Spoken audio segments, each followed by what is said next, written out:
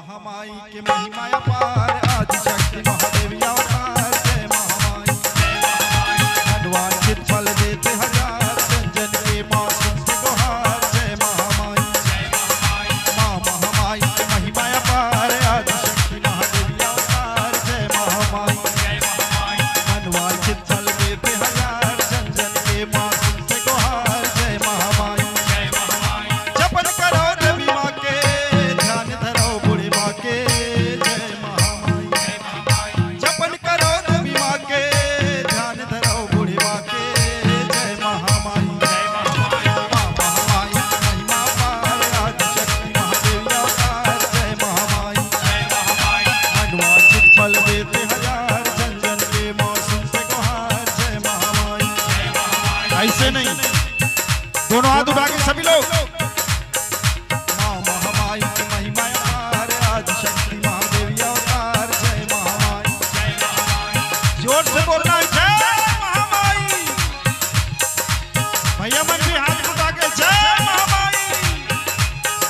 मनवांछित फल देते हजार जन्नत के मौसम से गुहार। जय महामाई जपन करो देवी माँ के ध्यान धरो बूढ़ी माँ के। जय महामाई जपन करो देवी माँ के ध्यान धरो बूढ़ी माँ के। जय महामाई महामाई महिमा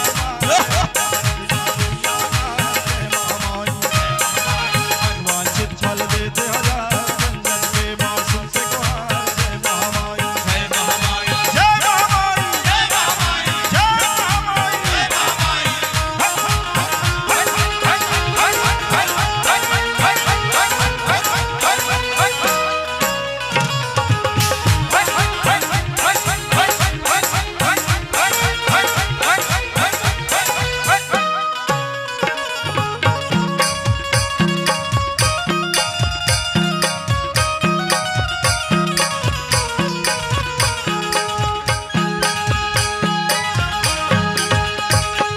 रतनपुर नगरी सुंदर धाम कार्यकर्ता है बसे भगवान। दर्श कर लो देवी मस्तान तुम्हारे लो दुख हरणी के नाम।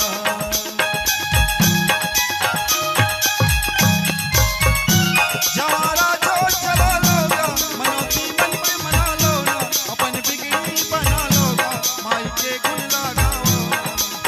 जय जगतारण देवी मैया दुर्गे मैया काली मैया।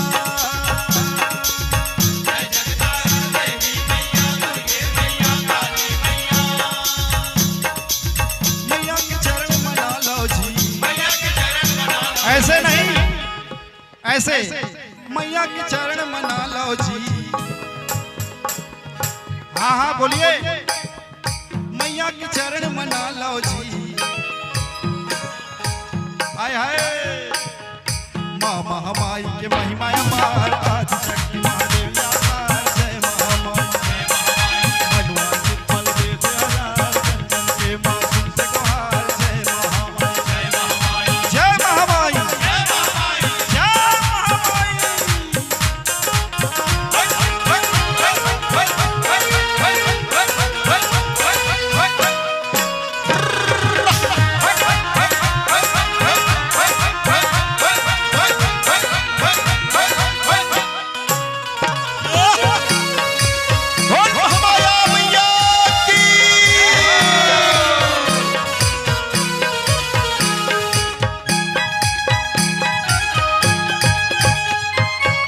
महामाई कुंड में नहा लोगा जिंदगी के बात जगा लो ना। भैरव के पाँव पखारोगा संतों में फूल चढ़ा लो ना।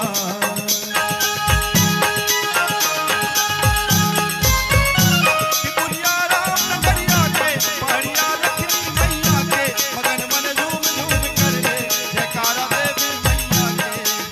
जय जगतारण देवी मैया दुर्गे मैया काली मैया। जगतारण देवी मैया दुर्गे मैया काली मैया। बोल महामाया मैया की जय हो। महामाया मैया की जय हो। मैया के चरण मना लो जी मैया के चरण मना लो जी। मैया के चरण मना लो जी मैया के चरण मना लो जी। बोल महामाया मैया की। दोनों हाथ उठा के सभी लोग आनंद आवत है कि नहीं? आवत है ना?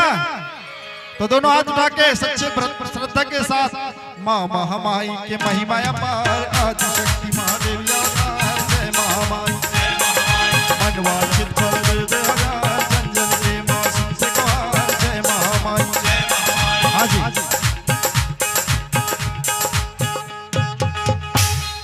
महेश भैया आना गा आओ ना आओ ना आओ ना पर्सनल इनवाइट करा था मैं आपको।